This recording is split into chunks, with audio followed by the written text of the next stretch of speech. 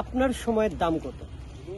ধরেন আমি যদি আপনাকে বলি আপনার কোনো প্রয়োজন নাই, অপ্রয়োজনীয় সময়ও হোক, আমাকে প্রতিদিন 10 সেকেন্ড করে সময় দিবেন, তাহলে বিনিময়ে আপনি আমার থেকে কি নেবেন?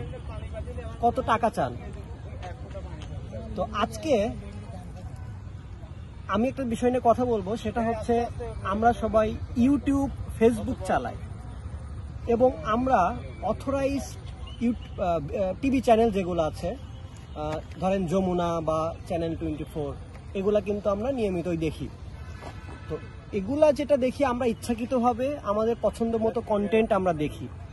ওকে, আমার সময় আমি স্পেন্ড করতেছি, কোনো সমস্যা নাই। এখান থেকেও আমরা বিভিন্ন আইডিয়া পাই, শিখি, কেউ কেউ আর্নিং করে। তো এখন কথা হচ্ছে, হঠাৎ করে দেখবেন আপনার থেকে কোনো অনুমতি না নিয়ে 10 সেকেন্ডের একটা অ্যাড রান করে দেয়। এখন আপনার থেকে অনুমতি না নিয়ে আপনার লাইফ থেকে 10 সেকেন্ড সময় আপনার পছন্দ না, তাও তারা জোর করে কেটে নিল। এই অধিকারটা তাদের আছে কিনা?